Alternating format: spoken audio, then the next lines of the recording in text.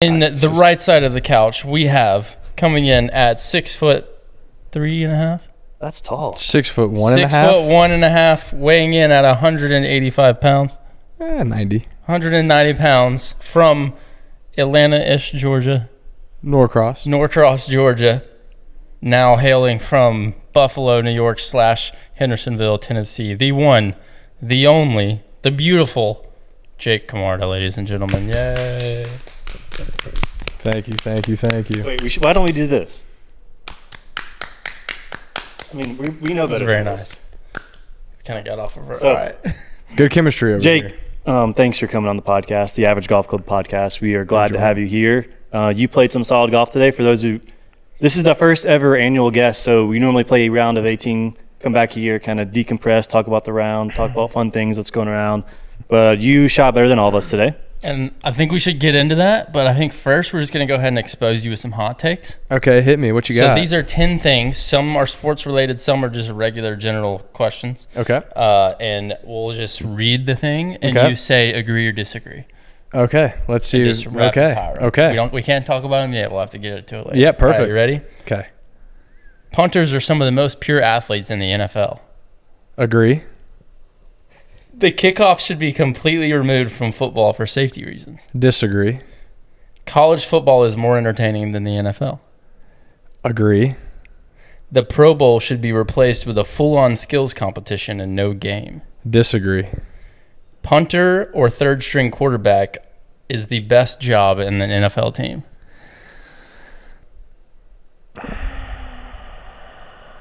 It's going to be rapid. Agree. Okay, and now just in general. Social media has done more harm than good for professional athletes. Absolutely agree. Agree. College athletes should be paid. Agree. Pineapple belongs on pizza. I'm going to say agree because I don't. You can't explain them. Sorry. No. Sorry. You can just be wrong. It's okay. Okay, agree. Everyone should be required to work a service industry job at least once in their life. Disagree. Okay. Michael Jordan or LeBron James? Michael Jordan. Disagree. I just speak facts. Aliens have already made contact with Earth, but the government's hiding it. Indifferent. Okay. Herschel Walker was the best college running back in the history of NCAA. He's a Georgia Bulldog, so he's got to be up there. You know Bo Jackson exists, right? I know he exists. Reggie Bush? I've heard of him. Also, yeah. Country music is better now than it was 20 years ago. Again, these are great questions. I got to explain myself for. We'll get there. You just got to agree or disagree. So I'll go with agree. Okay, all right. That was fun. That was fun. That was a lot of fun. It was nice knowing you. We'll see you next time. Yeah, thanks for coming. Great job. That was a quick 5-minute podcast. Great pod. Yep. We'll see you stuff out. Awesome.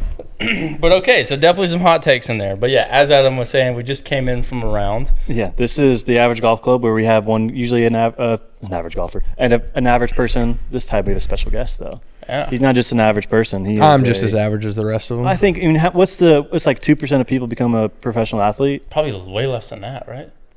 1%, 0.05%. I don't know the statistic, but you're probably somewhere around there.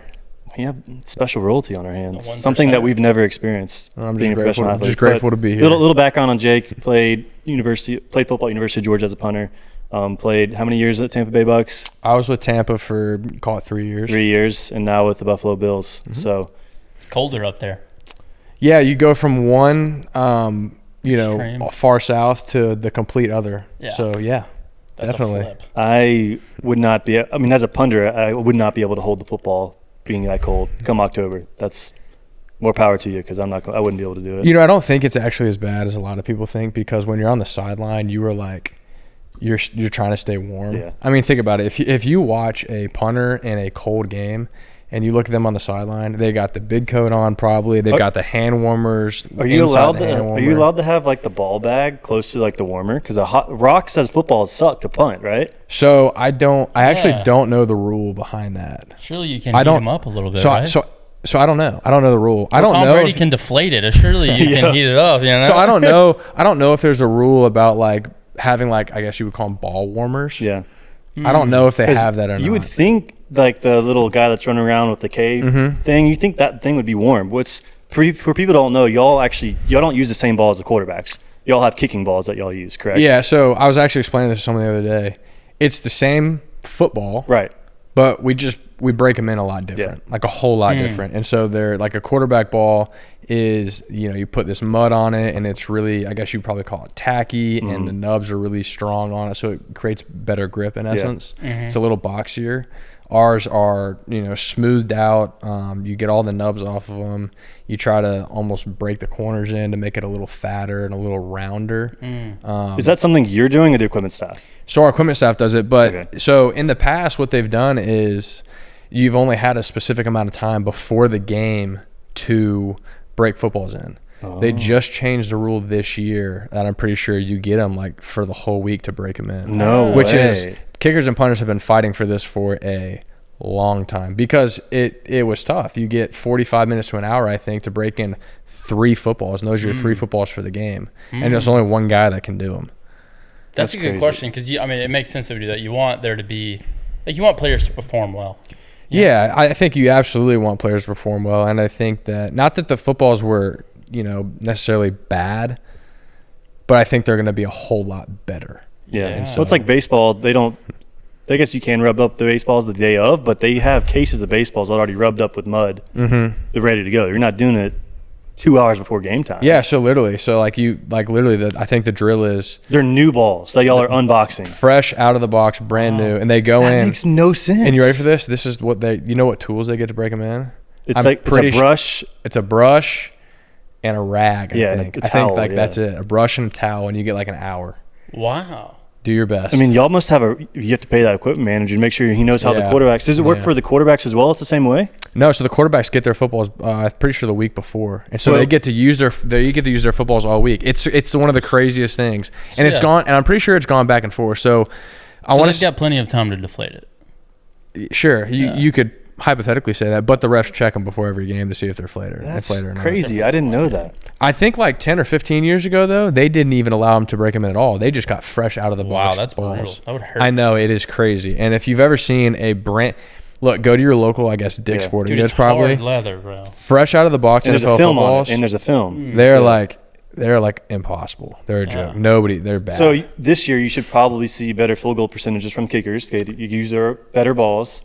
I think hypothetically. So the percentage of field goals made, potentially, I think you'll see some longer kicks. Okay. I think there's a potential to kick longer some longer attempts. Some longer attempts kickoffs. Maybe. Yeah, I think the punt numbers have a potential to go up too. Yeah. Because you break those footballs and it just I think it's a little.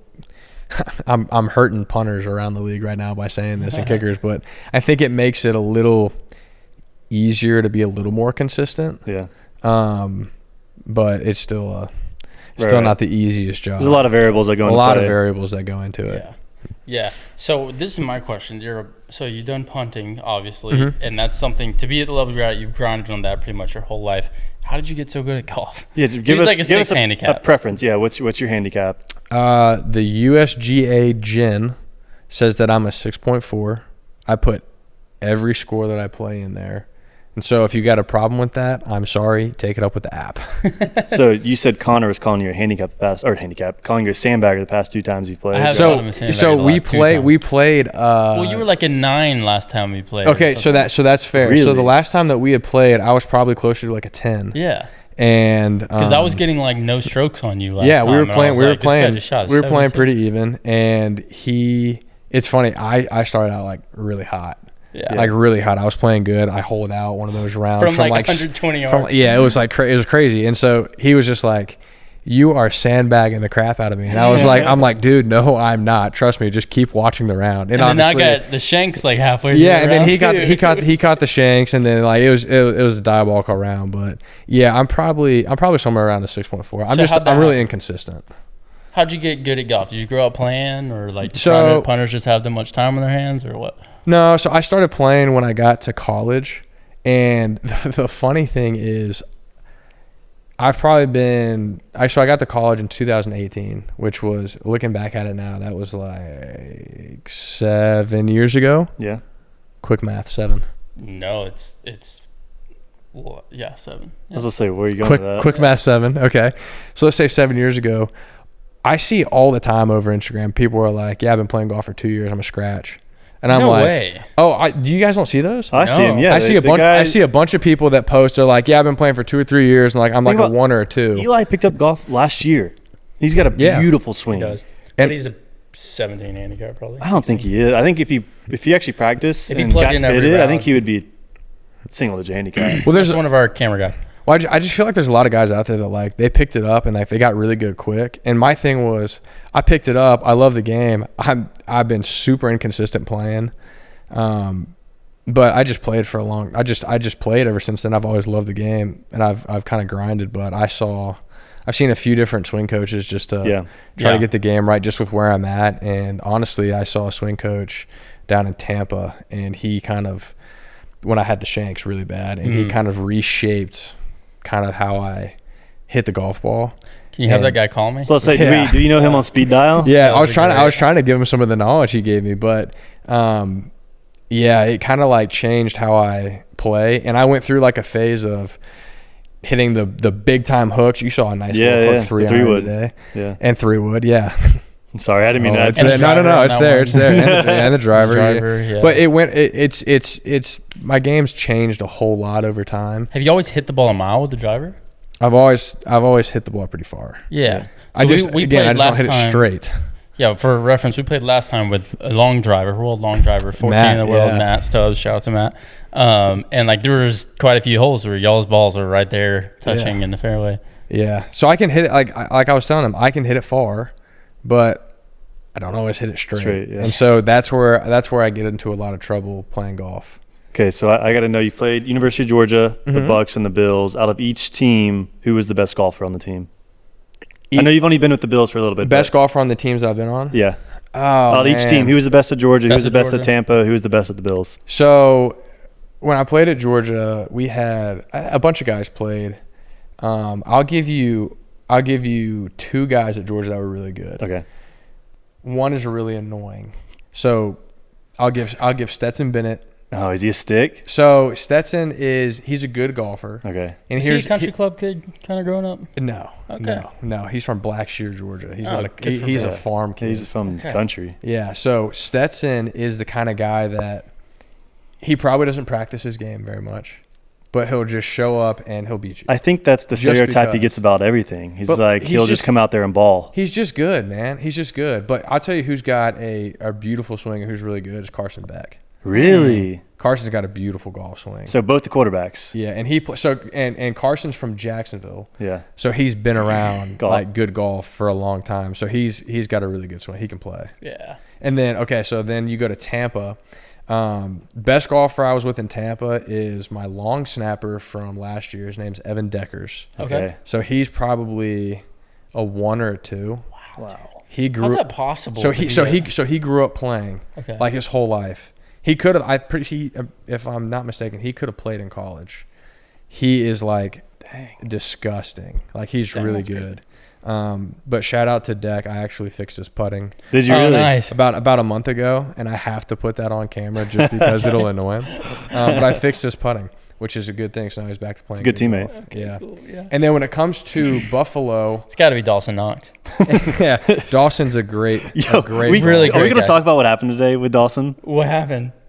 The drive. Have y'all ever seen that in your life? The drive. That was no. I've never experienced that in my entire life. Yeah, I've seen like a ball pop up. I've seen someone scoop the tee and the ball move a little bit, but he swung that ball, and I mean he swung. The tee was up, so we just played with Dawson and Jake. And Dawson, I'm sorry that we're bringing this. No, up. this is my partner. This is nothing. Awesome. This is nothing against Dawson. No, me and Dawson. Because Dawson can play a little bit. Yeah, but he had it teed up, hit straight tee on the drive, and the ball just sat exactly where it was. I have never witnessed that in my life. It was unbelievable. Like, it was a jaw-dropping moment. And the tee just flops over in front of the tee. The tee moves, the ball falls straight down. It was a true, like, my jaw dropped. I turned around and just looked. I was like, what just happened? No, it was unreal. Awesome. It was unreal.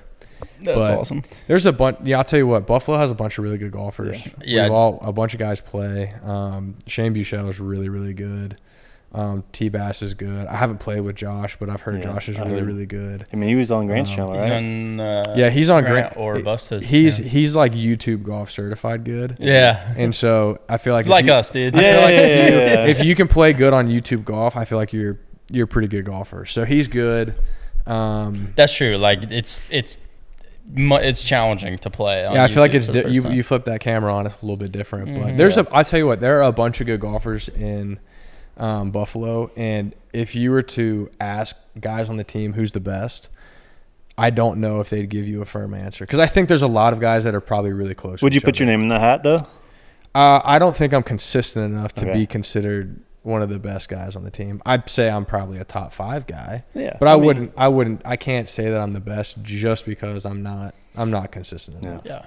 That's valid. So some of these hot takes I think we should get into. Okay, talk to me. So we started out hot. Punters are some of the most pure athletes in an NFL roster. You said you agree.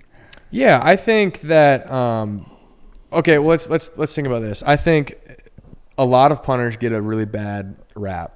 Special teamers in general get a bad rap, okay? But then I go back and I think about guys like a guy like Johnny Hecker, okay?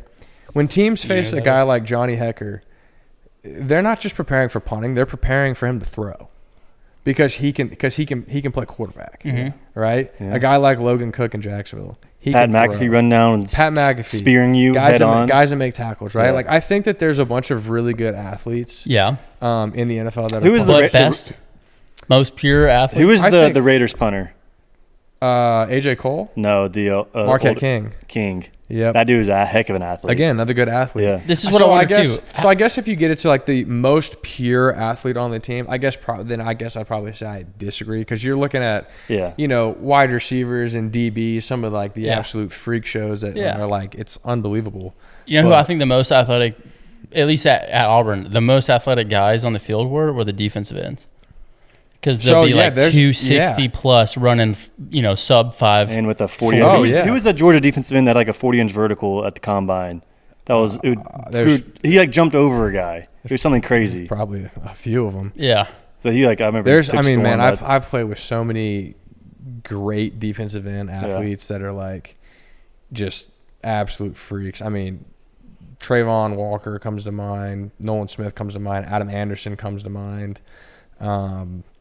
But yeah, essentially, you were saying punters are athletes. Like they're not just. I think punters are scrubs that can kick, but they're clearly athletes. Yeah, clearly. Who's more athletic, a punter or a kicker, or would you classify them the same? I would not classify them as the same. Okay. I think generally. That's a really deep question. That's a deep one because I'm gonna argue for the punters. Yeah, that makes sense. Because I know a bunch of punters that are good athletes, but then I also know some kickers that are good. But all the kickers played soccer, so I side with the punters. That is fair. Yeah, that is true. Well, them playing soccer, would that make them more athletic though? I think it makes them athletic, but I'm not a soccer guy, and so it's hard for me to side on the soccer side of things. Yeah, valid. That makes sense.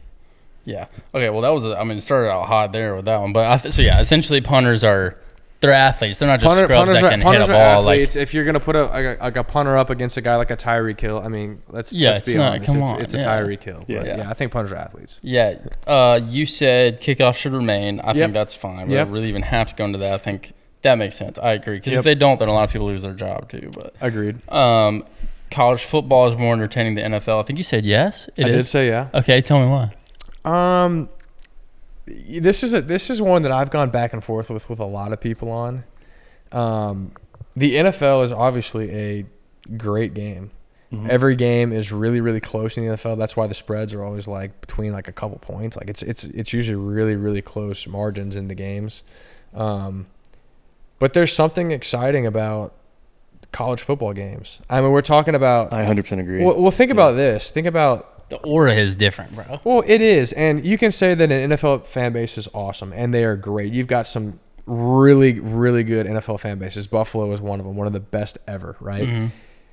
But Buffalo Stadium holds about 65,000. Yeah, exactly. When I worked for the Broncos, my first realization was like, this holds 60,000 that came from Bryant Denny that held 102. I'm like, exactly, it's double. Like, yeah. I was mind blown. Y'all just won a Super Bowl. And it's like, it was crazy. And my thing is this: it's like as loud as an NFL game can get, it gets that much louder at a college game. Yeah. And that is no disrespect to the NFL. That has everything to do with the fact that there's 30,000 more people in the stands at a college football game. And a band.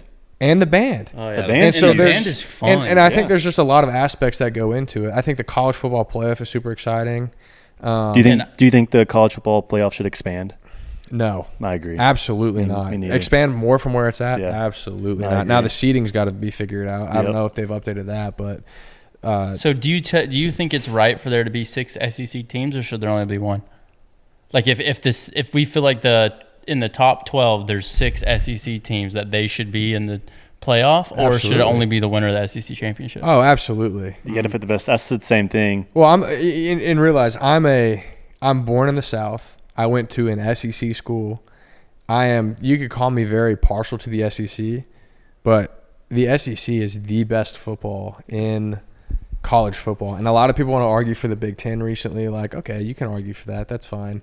The Big Ten's got some really good football, and you can make that argument.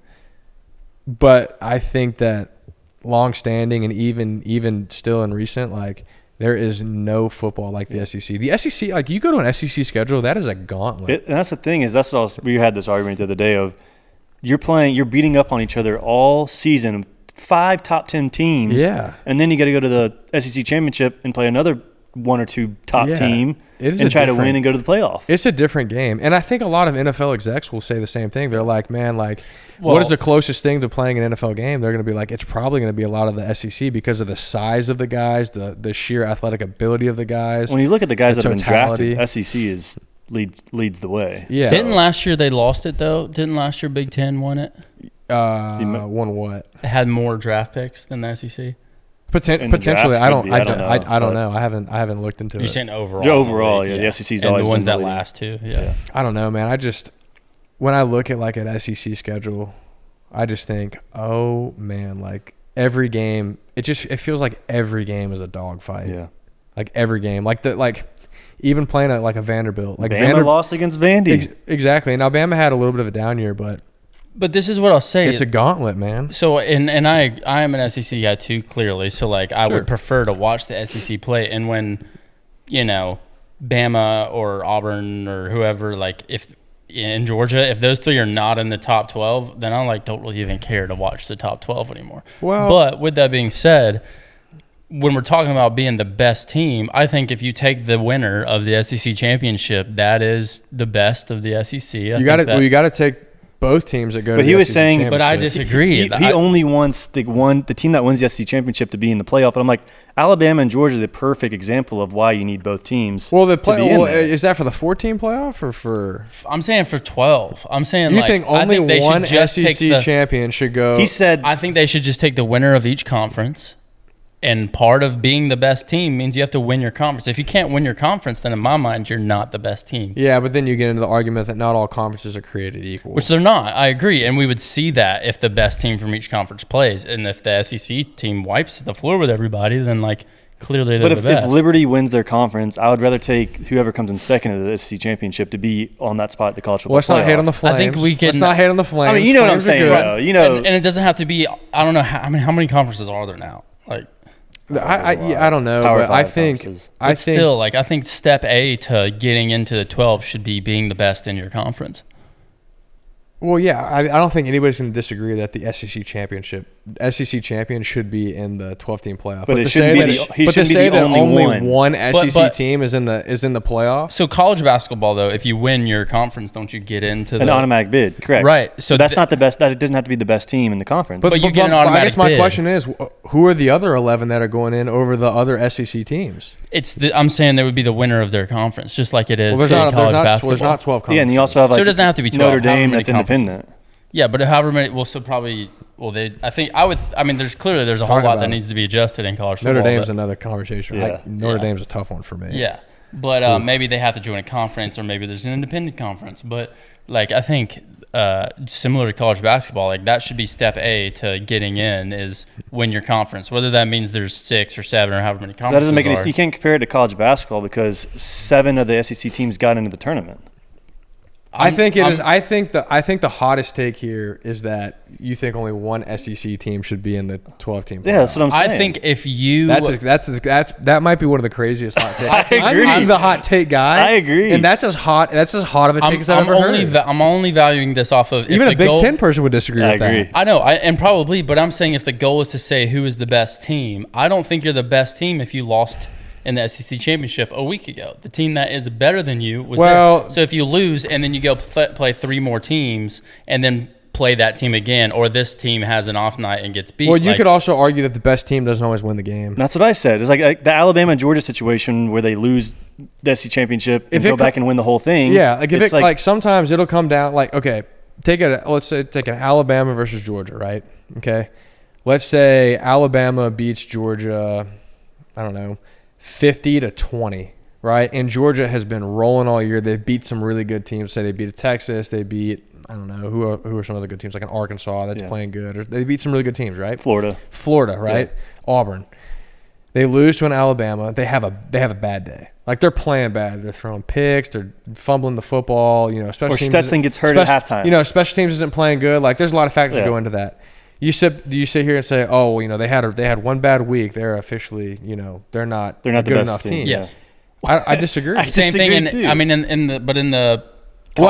think this too. That's almost like arguing, saying, hey, your team has to go undefeated to be considered the best team in there. And I don't think that, because that's okay. So here's all right. Well, let me just ask you this, okay? Because I'm a Georgia guy.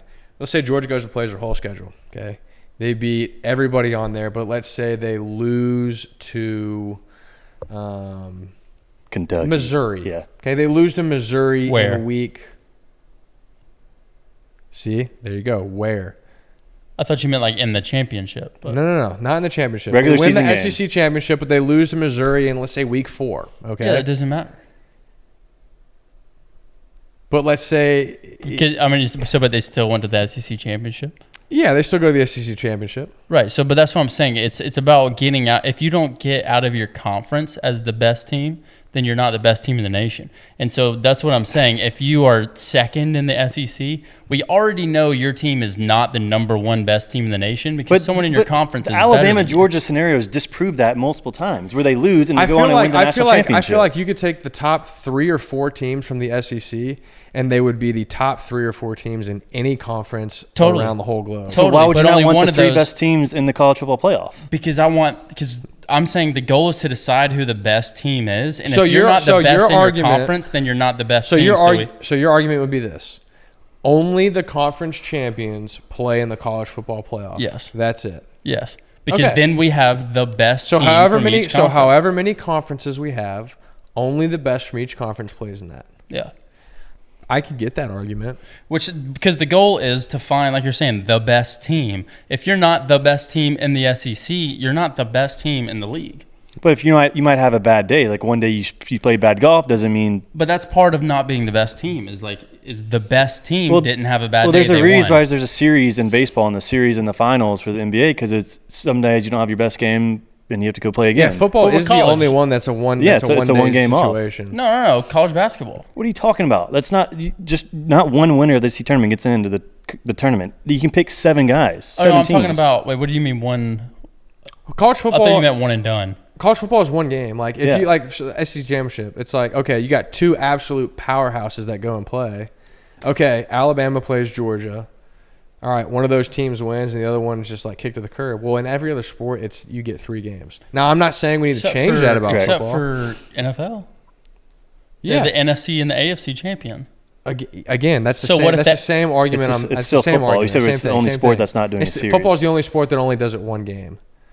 I still don't understand your college basketball comparison. The college basketball comparison. I was just saying college basketball is one and done. I thought what he was saying is they. Yeah, but you can have multiple teams from each conference. Yeah, get clearly, into the tournament. Yeah, that wasn't what I was saying. I thought you were saying it's the only sport where there's not a series. Like NBA has out of 7 games. I that's what you were saying. I was like, oh no, college basketball is not a series. That's true. That's true. But that's my point is if the goal of the playoff is to get the best team, then whether or not number 2 in the SEC could beat all these guys, we already know they're not the best in their conference. So you would want to. So you would want to shrink the college basketball tournament. College football. No, I'm saying, but by that knowledge, you would want to shrink the college basketball tournament. No, football and basketball are different sports. The reason I'm fine with college basketball. No, listen. I can't do it. I can't. No. Listen, the reason I'm saying that for college basketball is because you can play back-to-back games in a week. You can't do that in football.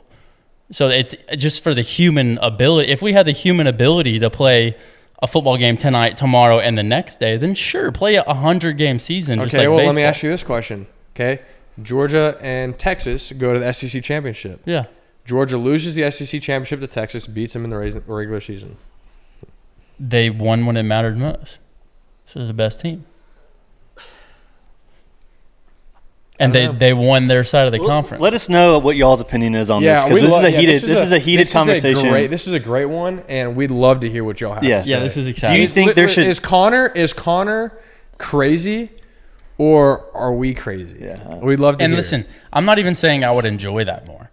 Like I'm just saying if the only goal is to figure out the best team, then I think that makes sense. But the reality is, I'll watch more games if every SEC team's in the playoffs, right? Because I care about those teams. I don't care about about the other teams. We'll see what the fans say. But yeah, I mean, I'm sure they'll disagree with me, but whatever. No, that's a good hot take. Maybe they'll understand what I'm saying. That's a good hot take. That's good. But okay, we had. We spent way too long on that. That's okay.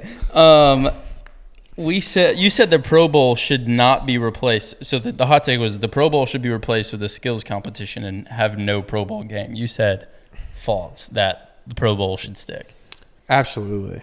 Okay, so if I was on the other side of that, which I don't know that I necessarily am, I would say the Pro Bowl's gotten kind of boring. Nobody's really even playing football anymore. Because it's changed over time. Yeah. So it's changed from, in the past, the Pro Bowl was a big deal. I think everybody really cared about it. When it was in Hawaii, too. They played hard, they played physical, but now the game has gotten a little softer. People don't want to get hurt. The contracts are people don't want to get $400 million contracts. And I totally understand that, and I get that. And so I get that there's a literal aspect of, hey, I'm making this much money. Teams aren't going to want me to play in this because they don't want me to, have a potential of getting hurt playing in an all-star game. So I get that.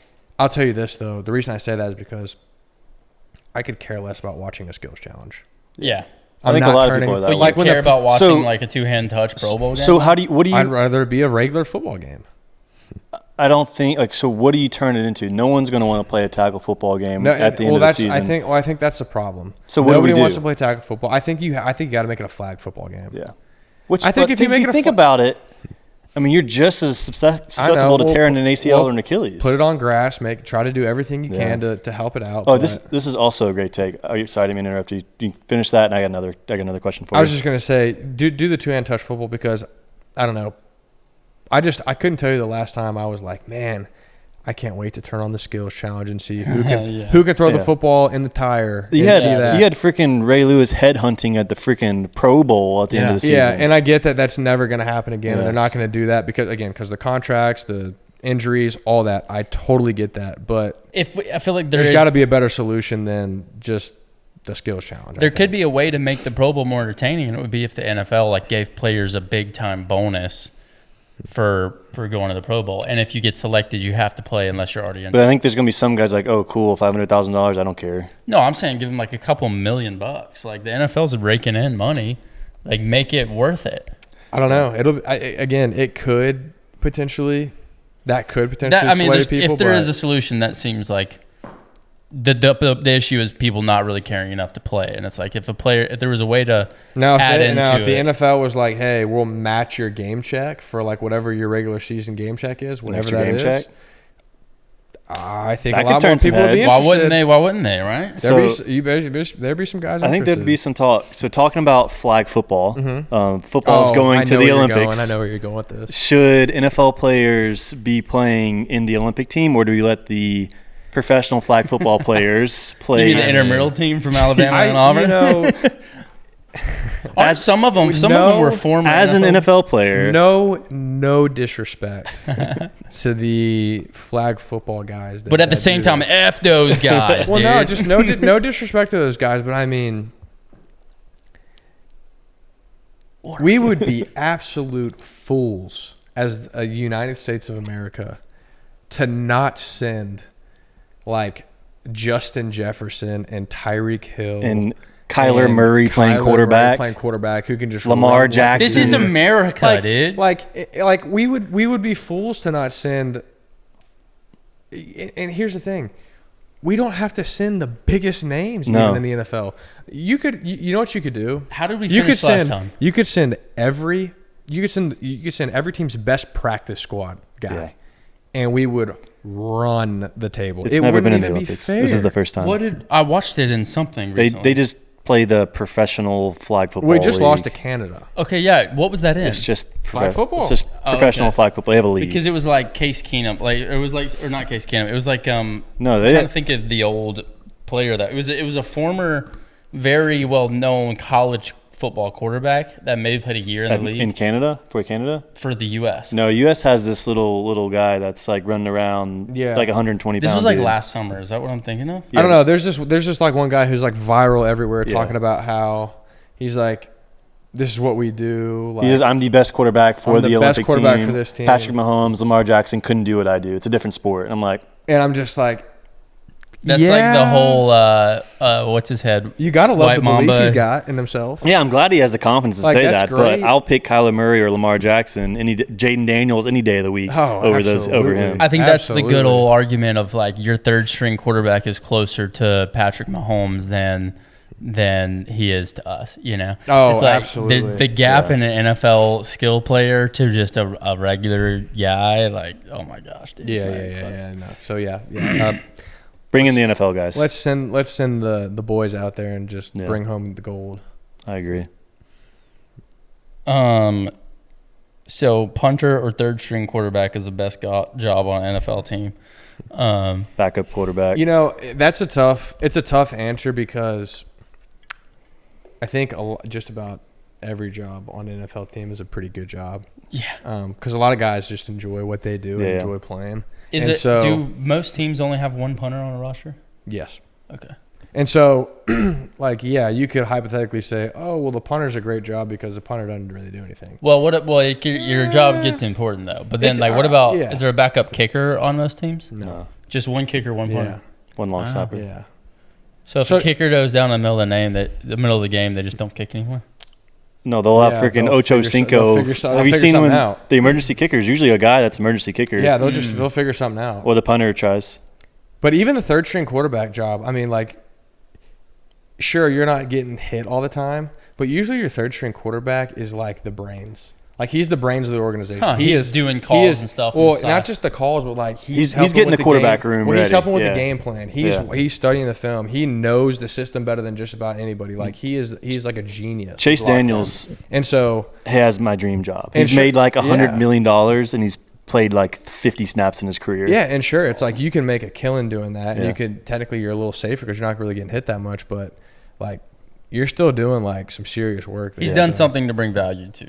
100%. The third string quarterback is probably the most underappreciated guy on a football team. But I think. Do you think there's some third string guys that are there because their connections, like their old OC is now on the NFL team?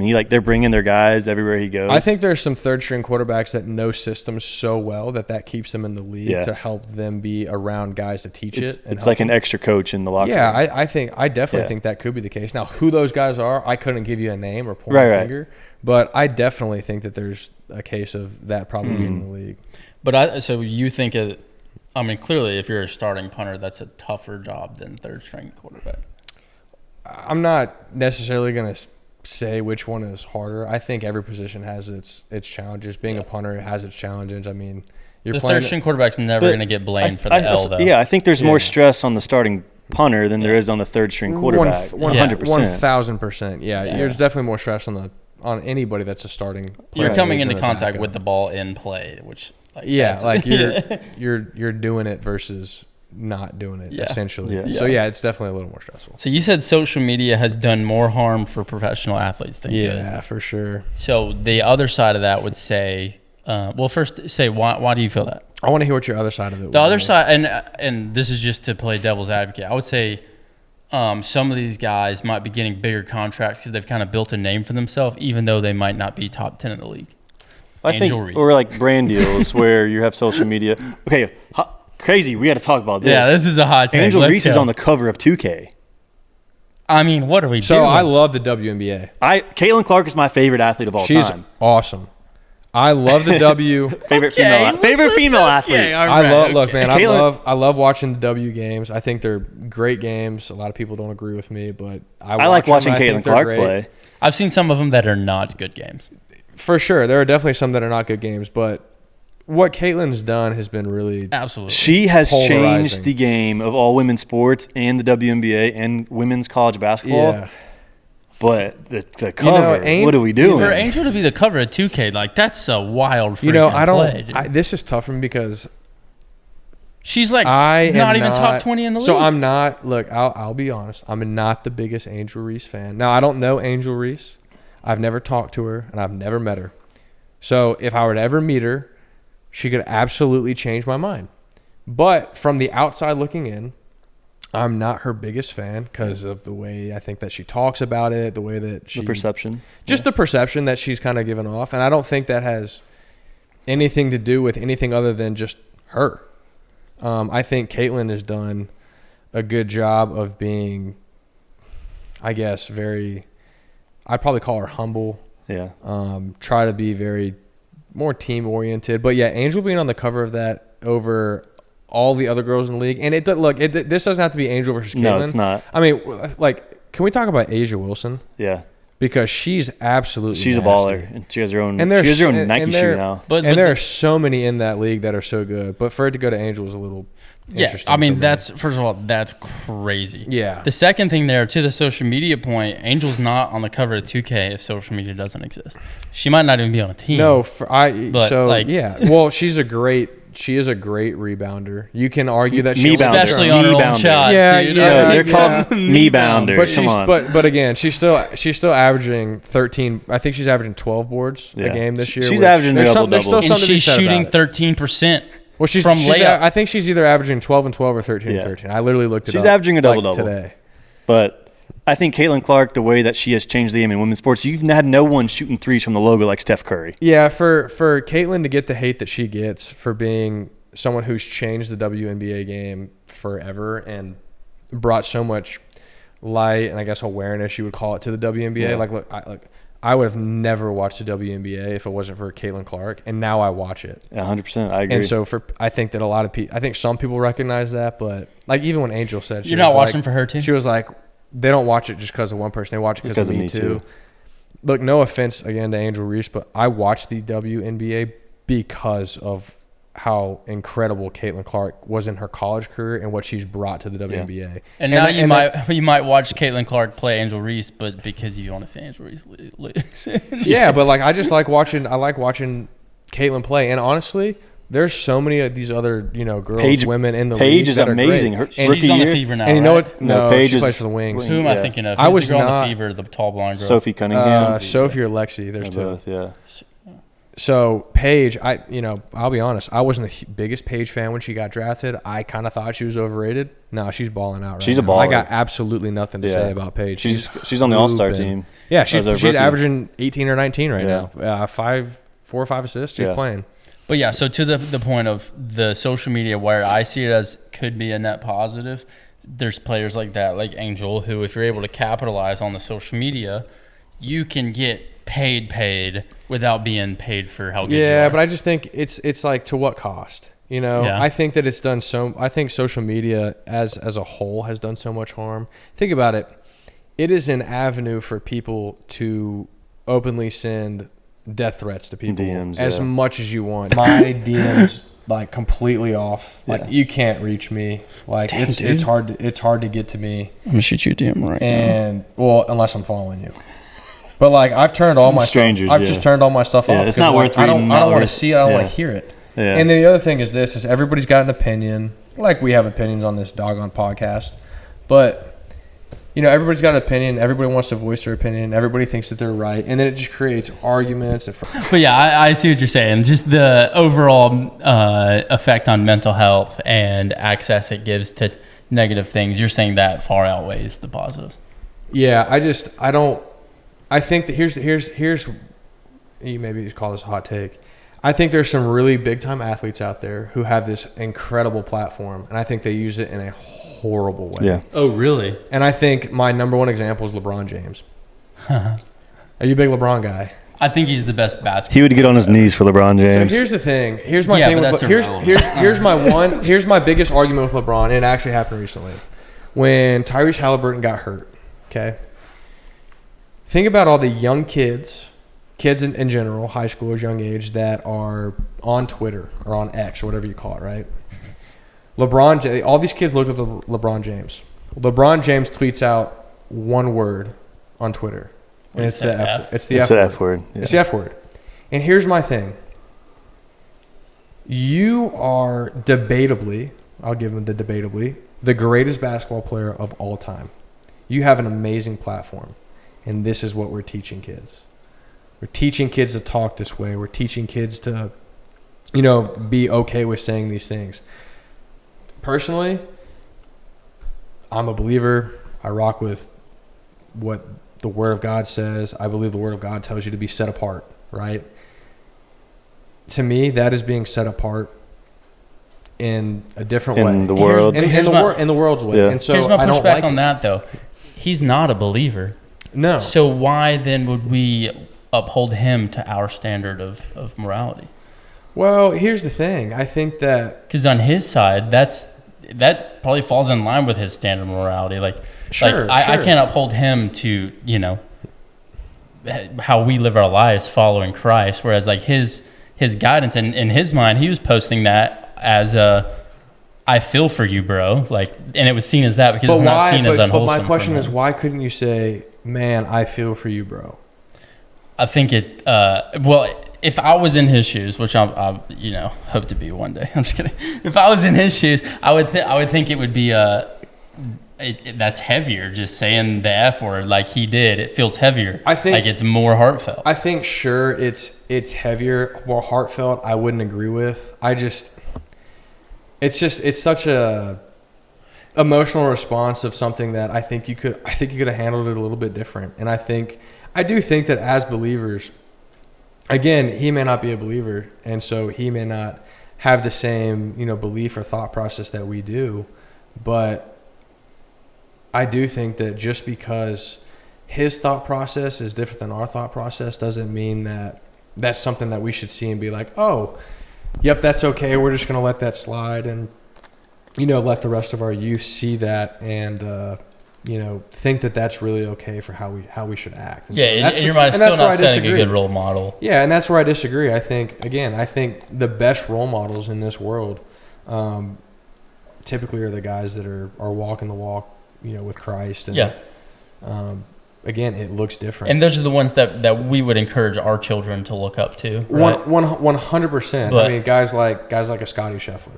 Right? But exactly, and that's something that as believers that makes it fun for us to see him be as successful as he is and use the platform that way. Absolutely. In the same breath, though, for a guy like LeBron, if that provides anything, that would be a chance for me to talk to my kid and be like, hey, this is why we don't talk that way. Sure. I don't think that means that he shouldn't have social media, though. Well, I'm not saying he shouldn't have social media. He just said that he could use his platform differently. I think he could use his platform in a different way. In just a more positive And again, way. Like you said, that could be a great avenue for us to talk to our kids and say, hey, this is how we wouldn't want to be. Yeah.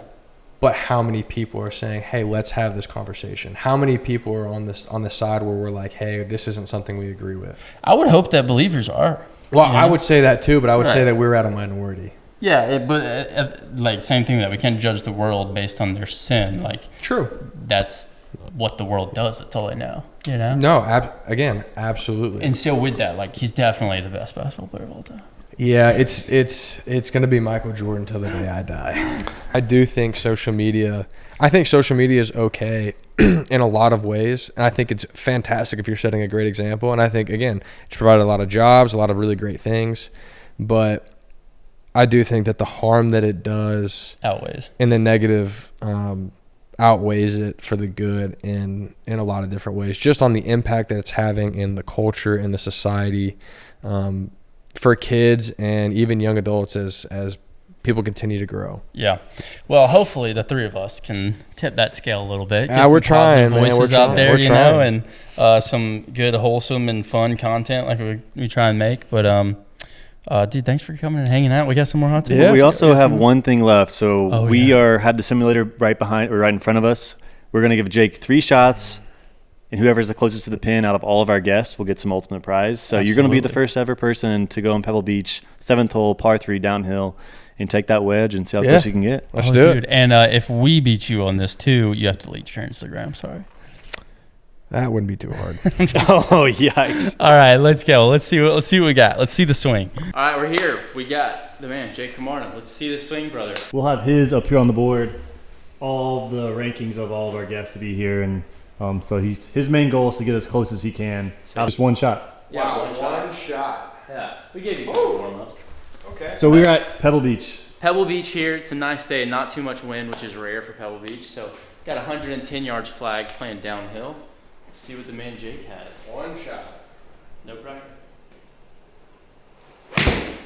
Ooh, that looked nice. Oh, dude. That's good. Yeah, kick right a bit. Oh, come on. 10 feet, 11 inches. I can work with that. The very first I can work on the with channel. 10 feet, 11 inches. I don't know if it'll win at all, but 10 feet, Not too shabby. that's not bad. I'm curious who the first guest that just totally missed the green is going to be. It might be you. Well, I'm not. Oh, I guess you're technically not the guest, but Yeah. you never know. That was a nerve-wracking shot. Come on, go. Oh, it's good though. Go. Spin. Come on, baby. Can we talk about that outrageous? Come on. Come on, let's go. 4 feet, What? 10 inches. 10.7 inches. Oh, yeah. That looks It's nice. good. That looks nice. Oh, it's short. Something close. All right, Jake Camarda, the very first on the channel. Thank you, sir. And then going on that leaderboard right there. All right, 10. Appreciate you, brother. Sweet. Appreciate you. Toodles.